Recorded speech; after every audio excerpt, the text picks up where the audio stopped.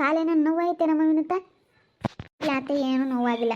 ಮಾಡಬೇಕು ಅವಳಿಗೆ ಹಂಗೆ ಆಗಬೇಕು ಅಂತೇಳಿ ಅಲ್ಲಿ ಹೊಡೆಯರೆಲ್ಲ ಅಂದ್ಕೊಂಡು ಮಾಡಿರಿ, ಏನೂ ಆಗಿಲ್ಲ ನನಗೆ. ಹಿಂಗೆ ಬಿದ್ದೆ ಅಷ್ಟೇ, ಸ್ವಲ್ಪ ಹಿಂಗೆ ಇಮ್ಡಿ ನೋವಾಯಿತು. ಈಗ ವಿಕ್ಸ್ ಅದೆಲ್ಲ ತಿಕ್ಕೊಂಡೆ, ಏನು ನೋವೇನಿಲ್ಲ ನೋಡು, ಆರಾಮಾಗಿದ್ದೀನಿ. ಏನು ಅನ್ಸಲ್ಲ ಕಣತ್ತೆ. ಅವ್ರು ಮಾಡಬೇಕು ಅಂತ ಮಾಡಿದ್ರೆ ಅದು ಯಾವುದೇ ಕಾರಣಕ್ಕೂ ಏನೂ ಆಗಲ್ಲ ನಮಗೆ. ಮಾಡಲಿ ಬಿಡು, ಯಾರು ಕೆಟ್ಟದ್ದು ಬಯಸ್ತಾರೆ ಅವ್ರಿಗೆ ಮುಂದೊಂದು ದಿನ ಅವ್ರಿಗೆ ಕೆಟ್ಟದ್ದಾಗುತ್ತಾಗ. ನಾವೇನು ಅವಳಿಗೇನು ಏನೂ ಮಾಡಿಲ್ಲ, ಅವರೇ ಮಾಡಿರೋದು, ಆ ಮನೆಗಳಾರೇ ಮಾಡಿರೋದು, ಇನ್ಯಾರು ಮಾಡಿಲ್ಲ. ನಾನು ಯಾವಾಗ ಅವತ್ತು ನಾವು ನೋಡ್ಕೊಂಡು ಹೋದ್ವಿ ನಮ್ಮ ಪಾಡಿಗೆ, ನಾವು ಸುಮ್ಮನೆ ನಾವು ನಗ್ತಾ ಹೋದ್ವಿ. ನಾವೇನೋ ಒಂದು ಬೇರೆ ವಿಷಯಕ್ಕೆ ನಾವು ಮಾತಾಡ್ತಾ ಹೋಗಿದ್ವಿ, ನಗ್ತಾ ಮಾತಾಡ್ತಾ. ಅದು ಬಿಟ್ಬಿಟ್ಟು ಅವಳು ನನ್ನ ಮೇಲೆ ನನ್ನೇ ನೋಡಿ ನಗ್ತಾ ಹೋಗಿದ್ದು, ನಾವೇ ಬೀಳಿಸಿದ್ದೀವಿ ಅನ್ನೋ ಥರ ನಮ್ಮ ಮೇಲೆ ಇಂಥ ಕಿತಾಪತಿ ಮಾಡ್ತಾ ಇದ್ದಾಳಲ್ಲ ಅವಳು. ಹೆಂಗ ಬಿಡು, ಸದ್ಯ ದೇವ್ರ ಇದನ್ನು ಕಾಪಾಡ್ತಾನೆ, ಏನೂ ಆಗಿಲ್ಲ. ಅದಕ್ಕೆ ಮತ್ತೆ ಅವಳು ಸೊಂಟ ಹಂಗಿರೋದು. ಸರಿ ಹೋಗ್ಬಾರ್ದು, ಹಂಗೆ ಹಾಳಾಗಿ ಹೋಗ್ಬೇಕು. ಸರಿಯಾಗಬಾರ್ದು, ಸೊಂಟ ಅಂತ ಯಾವತ್ತೂ ಸರಿಯಾಗಬಾರ್ದು ನೋಡಿ. ಅದಕ್ಕೆ ದೇವ್ರು ಆಲೆ ಯಾರಿಗೇನು ಕೊಡ್ಬೇಕಾ ಅದನ್ನು ಕೊಡ್ತಾನೆ. ಸರಿಯಾಗಿ ಮಾಡಿದಾರೆ ನೋಡು. ಅದೇ ಮತ್ತೆ ನನಗೇನೂ ಆಗಿಲ್ಲ. ಅವಾಗ ಮಾತ್ರ ಬಿದ್ದೆ, ಸ್ವಲ್ಪ ಎಮ್ಡಿ ನೋವಾದಂಗೆ ಆಯಿತು ಅಷ್ಟೇ. ಇವಾಗ ಏನಂತ ನೋವೇನೇನಿಲ್ಲ ಕಣತ್ತೆ. ಅವ್ರು ಮಾಡ್ಬೇಕಂತ ಮಾಡಲೇಬೇಕು ಅಂತ ಉದ್ದೇಶಪೂರ್ವಕವಾಗಿ ಮಾಡಿದ್ರೆ ಅದು ಯಾವತ್ತೂ ಏನೂ ಆಗಲ್ಲ. ದೇವರೊಬ್ಬ ಮೇಲೆ ಇದನ್ನು ಕಾಪಾಡ್ತಾನೆ. ನಾನು ನೋಡಿದೆ, ಯಾತೋ ಇದು ಎಣ್ಣೆ ಅಂಥದ್ದಾಗೈತಲ್ಲ ಅಂತ ಎಬ್ಬಿಡು ನೀರು ಇರಬೇಕು ಅಂತ ಕಾಲಿಕ್ಕಿ ಜಾರ್ಬಿಟ್ಟೆ. ಏನು ಮಾಡೋಣ? ಅವ್ರು ಮಾಡಬೇಕು ಅಂತ ಮಾಡಿರೋದು ಇದು ಉದ್ದೇಶಪೂರ್ವಕವಾಗಿ. ಸಿಗೆ ಬಿದ್ರು ವಿನುತ ಕಳ್ರು ಯಾರು ಅಂತ ಗೊತ್ತಾಯ್ತು. ಏನೇನು ಏನು ಹೇಳ್ತಾ ಇದೀಯಾ? ನೋಡು ವಿನು, ಈ ಕೆಲಸ ಮಾಡಿರೋದು ಆ ಸೌಮ್ಯ. ಅವಳು ಸೊಸೆಗೆ ಖುಷಿಯಾಗಬೇಕು, ಅವಳು ಸೊಸೆ ಖುಷಿಯಾಗಿರಬೇಕು, ಬಿಟ್ಟು ಹೋಗ್ಬಾರ್ದು ಅನ್ನೋ ಒಂದು ಕಾರಣಕ್ಕೋಸ್ಕರ ಈ ರೀತಿ ಹೇಳಿದ್ಲಂತೆ. ನೋಡು ಇಲ್ಲಿ, ನೋಡಿಲಿ ಇದನ್ನು ಕೇಳಿಸ್ಕೊ. ಅವಳು ಮಾತಾಡ್ತಾ ಇರೋದನ್ನೆಲ್ಲ ರೆಕಾರ್ಡ್ ಮಾಡ್ಕೊಂಬಂದಿದ್ದೀನಿ. ನಾನು ಮಾಡಿರೋದಂತ ಅವ್ರಿಗೆ ಯಾವುದೇ ಕಾರಣಕ್ಕೂ ಗೊತ್ತಾಗಲ್ಲ ಬಿಡತ್ತೆ. ಏನೇ ಅಂತಂದ್ರೂ ನಾನು ಮಾಡಿರೋದು ಈ ಕೆಲಸ ಅಂತ ಅವಳಿಗೆ ರೀತನಿಗಾಗಲಿ ವಿನೂತನಿಗಾಗಲಿ ಯಾರಿಗೂ ಗೊತ್ತಾಗಲ್ಲ. ಈ ವಿಷಯ ಯಾರಿಗೂ ಗೊತ್ತಾಗಲ್ಲ. ಅವ್ರು ಏನೇ ತಿಪ್ಪಲ್ರಾಗ ಹಾಕಿದ್ರೂ ಗೊತ್ತಾಗಲ್ಲ. ನಾನು ಅವಳು ಮಾತಾಡ್ತಿದ್ಲು, ಫೋನಲ್ಲಿ ಮಾತಾಡ್ತಾ ಇರೋದು ನೋಡ್ಕೊಂಡು ತಗೊಂಡೋಗಿ ಅವ್ಳೇನೆ ಇತ್ತು ದೀಪಕಾಕ ಎಣ್ಣೆ ತಗೊಂಡೋಗಿ ಹಾಕ್ಬಿಟ್ಟೆ. ಸರಿಯಾಗಿ ಬಿದ್ದಾಳಂದ್ರೆ ನೋವು ಹಾಗೇ ಆಗಿರುತ್ತೆ. ಆಗಿಲ್ದಂಗಂತೂ ಇರಲ್ಲ, ಹಾಗೆ ಆಗಿರುತ್ತೆ ನೋವು. ಫ್ರೆಂಡ್ಸ್, ಇವತ್ತು ಸ್ವಲ್ಪ ಕಡಿಮೆ ವೀಡಿಯೋಸ್ ಬರ್ತವೆ, ದಯವಿಟ್ಟು ಅಡ್ಜಸ್ಟ್ ಮಾಡ್ಕೊಳ್ಳಿ. ಯಾಕಂತಂದರೆ ನೆನ್ನೆ ನಾವು ಸ್ವಲ್ಪ ಊರಿಗೆ ಹೋಗಿದ್ವಿ. ನಮ್ಮ ಅಪ್ಪ ಇದ್ದಾರಲ್ಲ, ಅವ್ರ ಅಮ್ಮನಿಗೆ ಸ್ವಲ್ಪ ಹುಷಾರಿರಲಿಲ್ಲ, ಸ್ವಲ್ಪ ಸೀರಿಯಸ್ ಆಗಿಬಿಟ್ಟಿದೆ. ಅದಕ್ಕೆ ನೋಡ್ಕೊಂಬರೋಣ ಅಂತ ಹೋಗಿದ್ವಿ. ತುಂಬ ವಯಸ್ಸಾಗಿದೆ ನಮ್ಮಪ್ಪ ಅವರಮ್ಮ. ಇಷ್ಟು ದಿವಸ ಓಡಾಡಿಕೊಂಡು ಚೆನ್ನಾಗಿದ್ದರು, ವಯಸ್ಸಾಗಿದ್ರು. ಇವಾಗ ಕಾಲು ಸ್ವಲ್ಪ ನೋವಾಗ್ಬಿಟ್ಟು ಕಾಲು ಓಡಾಡಕ್ಕೆ ಬರ್ದಂಗಾಗಿ ಅಲ್ಲೇ ಹಾಸಿಗೆ ಹಿಡಿದಿದ್ದಾರೆ. ಸೀರಿಯಸ್ ಆಗಿರೋದ್ರಿಂದ ನೋಡ್ಕೊಂಬರಕ್ಕೆ ಅಂತ ಹೇಳಿ ನಿನ್ನೆ ನಾವು ಊರಿಗೆ ಹೋಗಿದ್ವಿ. ಅದಕ್ಕೆ ನೆನ್ನೆ ವೀಡಿಯೋಸ್ ಮಾಡೋಕ್ಕಾಗಿಲ್ಲ. ನಾಳೆಯಿಂದ ಎಲ್ಲ ವೀಡಿಯೋಸು ತಪ್ಪದೆ ಬರ್ತವೆ. ದಯವಿಟ್ಟು ಎಲ್ಲರೂ ಸಹಕರಿಸಿ. ಯಾಕಂದರೆ ಈ ಥರ ಪರಿಸ್ಥಿತಿಗಳಿದ್ದಾಗ ನಾವು ಹೋಗಲೇಬೇಕು, ನೋಡಲೇಬೇಕು. ಅದಕ್ಕೋಸ್ಕರ ದಯವಿಟ್ಟು ಎಲ್ಲರೂ ಅಡ್ಜಸ್ಟ್ ಮಾಡ್ಕೊಳ್ಳಿ. ಎಲ್ರಿಗೂ ಅರ್ಥ ಆಗುತ್ತೆ ಅಂತ ಅಂದ್ಕೊಂಡಿದ್ದೀನಿ. ಯಾಕಂದರೆ ತುಂಬ ಜನ ಮತ್ತೆ ನೀವು ಸರಿಯಾಗಿ ವೀಡಿಯೋಸ್ ಹಾಕಲ್ಲ ಅಂತೇಳಿ ಹೇಳ್ತೀರಾ. ಅದಕ್ಕೋಸ್ಕರ ಇವತ್ತು ನಾನು ಹೇಳ್ತಾ ಇದ್ದೀನಿ, ದಯವಿಟ್ಟು ಎಲ್ಲರೂ ಅಡ್ಜಸ್ಟ್ ಮಾಡ್ಕೊಳ್ಳಿ. ಸ್ವಲ್ಪ ಕಡಿಮೆ ವೀಡಿಯೋಸ್ ಬರ್ತವೆ ಇವತ್ತು, ಎಲ್ಲರೂ ಸಹಕರಿಸಿ. ಕೆಲವರು ಮತ್ತೆ ಸುಳ್ಳು ಹೇಳ್ತೀರಾ, ಬರೀ ನೀವು ಇದೇ ಆಯಿತು ಅಂತ ಹೇಳಿ ಹೇಳ್ತೀರಾ. ಸುಳ್ಳು ಹೇಳೋಕ್ಕಾಗಲ್ಲ ಇಂಥ ವಿಷಯದಲ್ಲಿ. ಅಪ್ಪ ಅವರಮ್ಮ ತುಂಬ ಅವರು ಪಾಪ ಸೀರಿಯಸ್ ಆಗಿಬಿಟ್ಟವ್ರೆ, ವಯಸ್ಸಾಗಿದೆ. ಮತ್ತೊಂದು ಸರಿ ಹೇಳ್ತಾ ಇದ್ದೀನಿ, ನಿಮಗೆ ಅರ್ಥ ಆಗುತ್ತೆ ಅಂತ ಅಂದ್ಕೊಂಡಿದ್ದೀನಿ. ಈ ರೀತಿ ಸೀರಿಯಸ್ ಇದ್ದಾಗ ಮಕ್ಕಳು ಮೊಮ್ಮಕ್ಕಳು ಎಲ್ಲರೂ ಹೋಗಿ ನೋಡೋದು ಸಹಜ. ಅದಕ್ಕೆ ನಾವು ಹೋಗಬೇಕು. ನಾವು ಮೊನ್ನೆನೇ ಹೋಗಬೇಕಾಗಿತ್ತು, ನನ್ನ ಮಗಳಿಗೆ ಬೇರೆ ಸ್ಕೂಲ್ ಇರುತ್ತೆ ಅಂತೇಳಿ ನಾವು ಭಾನುವಾರ ದಿನ ಹೋಗಿ ನೋಡ್ಕೊಂಡು ಬಂದ್ವಿ. ಅದಕ್ಕೋಸ್ಕರ ಎಲ್ಲರೂ ಸಹಕರಿಸಿ ಪ್ಲೀಸ್, ದಯವಿಟ್ಟು ಎಲ್ಲರೂ ಕ್ಷಮಿಸಿ. ರೀತನಿಗಾಗಲಿ ಯಾವಳಿಗೂ ಗೊತ್ತಾಗಲ್ಲ. ನಾನಂತ ಕಂಡುಹಿಡಿಯೋಕ್ಕೆ ಯಾವಳ ಕೈಲೂ ಆಗಲ್ಲ ಬಿಡು. ಅವಳೀಗ ಫೋನಲ್ಲಿ ಮಾತಾಡ್ತಾ ಇರೋದನ್ನ ನಾನು ನೋಡಿದೆ, ಕಣ್ಣಾರೆ ನೋಡ್ಬಿಟ್ಟು ತಗೊಂಡೋಗಿ ನಾಲ್ಕು ಬಂದುಬಿಟ್ಟೆ. ಗಂಡನ ಹತ್ರ ಫೋನಲ್ಲಿ ಮಾತಾಡ್ತಾ ಇದ್ಲು. ಇವಾಗ ಬಟ್ಟೆ ತೊಳೆಯೋಕೆ ಹೋಗಬೇಕು, ಬಟ್ಟೆ ಜಾಸ್ತಿ ಇದ್ದಾವೆ, ಇವಾಗ ಹೊರಡ್ತೀನಿ, ಬಟ್ಟೆ ಎಲ್ಲನ ತುಂಬಿಟ್ಬಿಟ್ಟಿದ್ದೀನಿ, ಈಗ ಹೋಗ್ತೀನಿ ಅಂತ ಮಾತಾಡ್ತಿದ್ಲು. ಅದು ನಾನು ಕೇಳಿಸ್ಕೊಂಡೆ. ಆವಾಗಲೇ ಎಣ್ಣೆ ಇತ್ತು, ತಗೊಂಡು ದೀಪ ಎಣ್ಣೆ ಹಾಕಿ ಬಂದುಬಿಟ್ಟೆ. ಸರ್ರಾಗಿ ಜಾರು ಒಯ್ಕೊಂಡು ಬೀಳಲಿ, ನನ್ನ ಸೊಸೆನೂ ನೋಡಿ ಅವಳನ್ನ ಸಂತೋಷ ಪಡಲಿ ಅಂತ. ಅಲ್ಲ, ನನ್ನ ಸೊಸೆ ಬೀಳೋಕ್ಕೇನು ಅವಳೇನು ಕಾರಣ ಅಲ್ಲ. ಅವಳು ಚೇರ್ ಮೇಲೆ ಕೂತ್ಕೊಂಡಿದ್ಲು, ಅವಳೆಟ್ಗೆ ಅವಳೇ ಬಿದ್ಲು. ಆದರೂ ನೋಡಿ ನಕ್ಕಿದ್ರಲ್ಲ ಅವತ್ತು. ಅದಕ್ಕೆ ಇವತ್ತು ನನ್ನ ಸೊಸೆನೂ ನೋಡಿ ನಗಲಿ, ನನ್ನ ಸೊಸೆನೂ ತುಂಬ ಖುಷಿಯಾಗಿರಲಿ, ಸಂತೋಷವಾಗಿರಲಿ ಅಂತ ಸರಿಯಾಗಿ ಮಾಡಿದೆ. ಏನೋ ತಿಳ್ಕೊಬಿಟ್ಟವ್ರೆ ಅವರೆಲ್ಲನ, ಏನು ಮಾಡೋಕ್ಕಾಗಲ್ಲ ಇವ್ರ ಕೈಲೇ ಅಂತ ತಿಳ್ಕೊಬಿಟ್ಟವ್ರೆ. ಓಹೋ, ನಾವೇನು ಯಾರವು ಕೇಳಲ್ಲ. ನಾನು ಏನು ಮಾಡಬೇಕು ಅದನ್ನು ಮಾಡ್ತೀನಿ. ನನಗೆ ಗೊತ್ತೈತೆ ಏನು ಮಾಡಬೇಕು ಅಂತೇಳಿ, ನನಗೆ ತುಂಬ ಚೆನ್ನಾಗಿ ಗೊತ್ತೈತೆ. ಇಷ್ಟೈತಲ್ಲ ಬಿಡು ಸಾಕ್ಷಿ.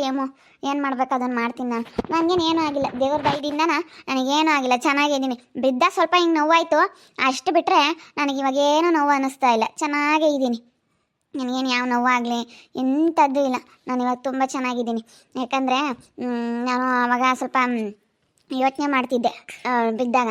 ಅಯ್ಯೋ ಏನು ನೋವಾಯ್ತೋ ಏನೋ, ಹೆಂಗಾಯ್ತೋ ಏನೋ ಅಂತೇಳಿ ಯೋಚನೆ ಮಾಡ್ತಿದ್ದೆ.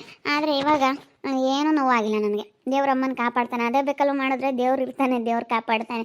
ನಾನು ಏನೂ ನೋವಾಗಿಲ್ಲ, ಚೆನ್ನಾಗೇ ಇದ್ದೀನಿ. ಮತ್ತಿಗೆ ನಾನು ಅದನ್ನೇ ಹೇಳ್ತಾ ಇದ್ದೀನಿ. ಇಲ್ಲ ಬಿಡಲ್ಲ, ನಾಲ್ವರ ಮುಂದಕ್ಕೆ ಹಾಕಿ ಮರ್ಯಾದೆ ತೆಗಿತೀನಿ. ಈ ವಿಷಯ ಅಂತೂ ಬಿಡಲ್ಲ, ಸಿಕ್ಕಿರೋ ಅಂಥ ವಿಷಯನ ನಾನು ಬಿಡಲ್ಲ ಬಿಡು. ನಾಲ್ವರ ಮುಂದಕ್ಕೆ ಹಾಕಿ ಮರ್ಯಾದೆ ತೆಗಿತೀನಿ. ಅಲ್ಲ ನೋಡು, ಅವಳಿಗೆ ಎಷ್ಟು ಧೈರ್ಯ ಹೇಳ್ಬೇಡ ಇಂಥ ಕೆಲಸ ಮಾಡೋಕ್ಕೆ, ಇನ್ನೆಷ್ಟು ಧೈರ್ಯ ಹೇಳ್ಬೇಡ. ಅಲ್ಲ ನಾವೇನಾನ ಅದೇ ಬೇಕಲ್ಲೂ ನಾವು ಮಾಡಿದರೆ ಅವಳು ಮಾಡಿದಾಳು ಬಿಡಪ್ಪ ಅಂತ ಸುಮ್ಮನೆ ಆಗ್ಬೋದಾಗಿತ್ತು. ನಾವೇನು ಅದೇ ಬೇಕಲ್ಲೂ ಮಾಡಿದ್ವಿ. ಅವಳು ಸ್ಟೆಂಟ್ ಮಾಡೋಕೆ ಹೋಗಿ ಚೇರ್ ಮೇಲೆ ಕೂತ್ಕೊಂಡು ಕಾಫಿ ಕುಡಿಯೋಕೆ ಹೋಗಿ ಬಿದ್ದಿರತ್ತೆ ಅವಳು. ಅದನ್ನು ನಮ್ಮ ಮೇಲೆ ಹಾಕಿರಿ ಅದೇಂಗೆ ಸರಿಯಾಗುತ್ತೆ? ಅದೇಂಗೆ ಸರಿಯಾಗುತ್ತೆ ನಮ್ಮ ಮೇಲೆ ಹಾಕಿದ್ರೆ ಅಂತ? ನಾವೇನು ಅದೇ ಬೇಕಲ್ಲ ಕೆಡವಿಲ್ಲ ಅಂದಮೇಲೆ ನಾಲ್ವರ ಮುಂದಕ್ಕೆ ಮರ್ಯಾದೆ ತೆಗಿತೀನಿ. ಇಲ್ಲ ಇಷ್ಟ ಐತಲ್ಲ, ನೀನೆಲ್ಲ ರೆಕಾರ್ಡ್ ಮಾಡ್ಕೊಂಬಂದಿದ್ಯಲ್ಲ ಏಮೋ, ಹೆಂಗೆ ಒಳ್ಳೆ ಕೆಲಸ ಮಾಡಿದೆ, ರೆಕಾರ್ಡ್ ಮಾಡ್ಕೊಂಬಂದು ಸುಮ್ಮನೆ ಒಳ್ಳೆ ಕೆಲಸ ಮಾಡಿದ್ದೆ ಅಂದಮೇಲೆ ಇದನ್ನು ಬಿಡಲ್ಲ. ಮತ್ತೆ ಹಂಗೆ ಮಾಡ್ಬೇಕು. ಇನ್ನೊಂದು ದಿವಸ ಯಾರಿಗಾನ ಇನ್ನೊಂದು ಕೆಲಸ ಮಾಡೋಕ್ಕೆ ಎಚ್ಚರಿಕೆ ಇರಬೇಕು. ಅಯ್ಯೋ ಯಾಕನ ಮಾಡಿದ್ನಪ್ಪ, ನಾನು ಸುಮ್ಮನೆ ಇದ್ರೂ ಇರ್ಬೋದಾಗಿತ್ತು ಅಂತ ಅನ್ನಿಸ್ಬೇಕು. ಹಂಗೆ ಮಾಡಬೇಕು. ದಂಡ ಹಾಕ್ಬೇಕು. ನೋವಾಗೈತೆ ಕೊಡ್ರಿ, ಇಲ್ಲ ದಂಡ ಕೊಡೋ ತಕ್ಕ ನಾನು ಸುಮ್ಮನೆ ಬಿಡಲ್ಲ, ಇಲ್ಲಾಂದ್ರೆ ಕಂಪ್ಲೇಂಟ್ ಮಾಡ್ತೀವಿ ಅಂತ ಹೇಳಿ ಸರಿಯಾಗಿ ಮರ್ಯಾದೆ ತೆಗಿಬೇಕಿಲ್ಲ. ಬಿಡಬಾರ್ದು ಇವಳನ್ನ ಬಿಡಬಾರ್ದು. ಬಿಡಲ್ಲ ತಡಿ, ಎಲ್ಲರನ್ನ ಕರ್ಕೊಂಬಂದು ದೊಡ್ಡವ್ರನ್ನ ಪಂಚಾಯತಿಗೆ ಹಾಕಿಸ್ತೀನಿ. ನೀವು ಹೇಳೀಗ ನಮಗೆ ನ್ಯಾಯ ಕೊಡಿಸ್ತೀರಾ, ಇನ್ನು ನಾನು ಕಂಪ್ಲೇಂಟ್ ಕೊಡ್ಲಾ ಅಂತ ಹೇಳಿ ಹೇಳ್ತೀನಿ. ಕಂಪ್ಲೇಂಟ್ ಕೊಡ್ತೀವಿ ಅಂದರೆ ಹೇಳ್ದಂಗೆ ಕೇಳ್ತಾರೆ. ಒಂದು 20-25 ಸಾವಿರ ದಂಡ ಹಾಕಿ ಮುಚ್ಕೊಂಡು ಕೊಡಬೇಕು. ಸುಮ್ಮನೆ ದುಡ್ಡು ಕಳ್ಕೊಂಡ್ನಲ್ಲಪ್ಪ ನಾನು ಅನ್ಬೇಕು. ಅಯ್ಯೋ ಸ್ವಾಮಿ, 1 ರೂಪಾಯಿ ದುಡ್ಡು ಕಳ್ಕೊಂಡ್ರು ಅವಳಿಗೆ ತಡ್ಕೊಂಬಕ್ಕಾಗಲ್ಲ, ಮನಸ್ಸು ತಡೆಯಲ್ಲ ಅವಳಿಗೆ. ನಾನು ಆಲೇನೆ ನೋಡಿದ್ದೀನಿ, ನಾನು ತುಂಬ ಸಲ ನೋಡಿದ್ದೀನಿ. ಅವಳಿಗೆ ಮನಸ್ಸು ತಡೆಯಲ್ಲ. ಭಾಳ ಕಂಜೂಸು ಅವಳು, ದುಡ್ಡನ್ನ ಮಾತ್ರನ ಭಾಳ ಕಂಜೂಸು. ಸರಿಯಾಗಿ ಸಿಗೆ ಬಿದ್ದವಳಂದ್ರೆ ನಾವ್ಯಾಕೆ ಬಿಡಬೇಕು? ಬಿಡಬಾರ್ದು. ಪಾಪ ಅಕ್ಕನ ಬೀಳಂಗೆ ಮಾಡವ್ರೆ, ಎಷ್ಟಿರ್ಬೇಡ ಅವ್ರಿಗೆ. ದುರಂಕಾರಿಗಳು ಅವರು. ಯಪ್ಪ ಐತೆ ಅನ್ಬೇಡ.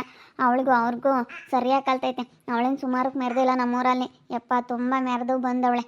ತುಂಬ ಮೆರೆದವಳೆ ಅಂದರೆ ಅಷ್ಟಿಷ್ಟು ಮೆರೆದಿಲ್ಲ ಅವಳು. ಅವಳಿಗೆ ಸರಿಯಾಗಿ ಆಗೋವರೆಗೂ ಸುಮ್ಮನೆ ಬಿಡಬಾರ್ದು. ದಂಡ ಹಾಕ್ರಿ ಹೇಳ್ತೀನಿ. ದಂಡ ಹಾಕಿದ್ರೇ ಗೊತ್ತಾಗೋದು ಇಂಥವ್ರಿಗೆಲ್ಲ. ಹಂಗೆ ಮಾಡೋದಾಗನ ಸರಿಯಾಗಿ ಸಿಕ್ಕವಳಂದ್ಮೇಲೆ ನಾವೇನಕ್ಕೆ ಬಿಡ್ತೀವಿ? ಬಿಡಲ್ಲ. ನಾನು ಅವಳೇ ಮಾಡವಳು, ಯಾರು ಮಾಡವಳು ಅಂತ ಇದ್ದೆ. ಮಾಡ್ದಲೆ ಮಾತಾಡಬಾರ್ದು ಅಂತಿದ್ದೆ. ನೆನ್ನೆಸ್ಲೆ ನಾನು ಜಗಳ ಮಾಡೋಣ ಅಂತಿದ್ದೆ. ಹೋಗಿ ನನಗೆ ಅಷ್ಟು ಸಿಟ್ಟು ಬಂತು. ಪಾಪ ಬಿದ್ದವಳೆಂಬುದು ಗೊತ್ತಾದಾಗಲೇ ನಾನು ಹೋಗಿ ಸರಿಯಾಗಿ ಅಂಬನ ಅಂಬೋದಿತ್ತು. ಆದರೆ ಮಾಡ್ದಲೆ ಮಾತಾಡಬಾರ್ದು, ತಿಳ್ಕೊಂಡು ಮಾತಾಡಬೇಕು. ಸುಮ್ಮನೆ ಯಾರ ಬಗ್ಗೆನೂ ಸುಮ್ಮನೆ ಹಂಗೆ ಮಾತಾಡಬಾರ್ದು ಅಂಬ ಒಂದು ಇದಕ್ಕೋಸ್ಕರ ನಾನು ಸುಮ್ಮನಿದ್ದೆ. ಈಗಳಪ್ಪ ಮಾತಾಡಿದ್ರೆ ಸುಮ್ಮನೆ ಮಾತಾಡ್ತಾರೆ ಅಂತ ನಿಷ್ಠುರಾಗಬಾರ್ದು ಅಂತೇಳಿ ಸುಮ್ಕಿದ್ದೆ. ಇವಾಗ ಗೊತ್ತಾಗೈತಲ್ಲ ಇವಳೇ ಮಾಡಿರೋದು ಈ ಕೆಲಸನ ಅಂಬೋದು ಗೊತ್ತಾಗೈತೆ. ನಾನು ಏನು ಮಾಡ್ಬೇಕಾದ್ರೂ ಮಾಡ್ತೀನಿ ತಡಿ. ಸರ್ಟಿಗೆ ಮಾಡಿ ಅವಳಿಗೆ ತೋರಿಸ್ತೀನಿ. ಏನು ಗೊತ್ತಾಗಲ್ಲ ಅಂತ ತಿಳ್ಕೊಬಿಟ್ಟವಳೆ. ಎಲ್ಲಿ ಮಾತಾಡ್ತಾಯಿದ್ರು? ಎಲ್ಲಿ ಕುತ್ಕೊಂಡು ಅತ್ತೆ ಸೊಸೆ ಮಾತಾಡ್ತಿದ್ರು. ಇನ್ನೊಬ್ರು ಯಾರೋ ಬಂದಿದ್ರು ಕಣಪ್ಪ, ಇನ್ನೊಬ್ರು ಮಾತಾಡ್ತಾಯಿದ್ರು. ಇವಳು ಮುತ್ತು ಅನ್ನೋಳು ಬಂದಿದ್ಲು. ಮುತ್ತು ಅನ್ನೋಳು ಕೊಟ್ಟೆ ಮಾತಾಡ್ತಾಯಿದ್ಲು. ಬಿದ್ದವಳೆ ನಿನ್ನೆ ಸಹ ಉಳ್ಕೊಂಡು ಅಂತ ನಾನೇ ಮಾಡಿಬಿಟ್ಟೆ ಈ ಕೆಲಸನ. ಅವಳಿಗೆ ಹಂಗೆ ಮಾಡ್ಬೇಕು ನೀನು ಅಂತ ಅವಳು ಮಾತಾಡ್ತಿರೋದಲ್ಲ ನೀವು ಕೇಳಿಸ್ಕೊಂಡ್ರಲ್ಲ, ಹಂಗೆ ಮಾಡ್ಬೇಕು, ಇನ್ನೂ ಸರ್ಯಾಗಿ ಮಾಡಬೇಕಾಗಿತ್ತು ಅಂತ ಅವಳು ಹೇಳ್ತಾಳೆ. ಅವಳು ಮುತ್ತು ಇಷ್ಟೊಂದೆಲ್ಲ ಆದ್ರೂ ಅದೇ ಅವರು ಮರ್ಯಾದೆ ತೆಗಿಲಿಲ್ವಲ್ಲ, ಅದಕ್ಕೆ ಧನುಷ ಮರ್ಯಾದೆ ತೆಗಿಲಿಲ್ಲ ಅಂತ ಸುಮ್ಮನಾಗವಳೆ. ಅವ್ರು ಮರ್ಯಾದೆ ತೆಗ್ದಿದ್ರೆ ಗೊತ್ತಾಗದ. ಅವರು ಕಂಪ್ಲೇಂಟ್ ಕೊಟ್ಟು ಸರಿಯಾಗಿ ಬೆಂಡೆತ್ಸಿದ್ರೆ ಅವ್ರು ಬಿಡತ್ತಯ್ಯ ಏನು ಸಣ್ಣ ಪುಟ್ಟಕ್ಕೆಲ್ಲನ ಅಂತ ಸುಮ್ಮನಾಗವಳೆ. ಅವಳು ಭಾಳ ಇದ್ದಾಳೆ ಅವಳು. ಆ ಮುತ್ತುನ ಸ್ವಾತಿ ಅವರೆಲ್ಲ ಜೊತೆಯಾಗಿ ಆ ಲೊಡೆಯರು ತುಂಬ ಮೆರೆದಾಡ್ತಾರೆ. ಎಲ್ಲ ಈ ವಟಾರದಾಗೆ ನಾವು ನೀವು ಎಲ್ಲರೂ ಚೆನ್ನಾಗಿರೋದಕ್ಕೆ ಒಟ್ಟರ್ಕೊಂತಾರೆ. ನಾವು ಯಾವಾಗಲೂ ಹಿಂಗೆ ಇರಬೇಕು ವಿನೋತಕ್ಕ, ಏಮಕ್ಕ, ನಾವು ಯಾವಾಗಲೂ ಹಿಂಗೆ ಇರಬೇಕು. ಇವ್ರ ಜೊತೆ ಇವ್ರ ಕಣ್ಮುಂದೆ ನಾವೆಲ್ಲರೂ ಚೆನ್ನಾಗಿರ್ಬೇಕು, ಯಾವಾಗಲೂ ಸಂತೋಷವಾಗಿ. ಮತ್ತು ನಾವೆಲ್ಲರೂ ಚೆನ್ನಾಗಿರ್ಬೇಕು. ಅವ್ರಿಗೆಲ್ಲರಿಗೂ ನಾವು ಚೆನ್ನಾಗಿರೋದು ಒಟ್ಟುರಿ. ಅವ್ರನ್ನ ಯಾರು ಮಾತಾಡ್ಸಲ್ಲ ಜಾಸ್ತಿನ.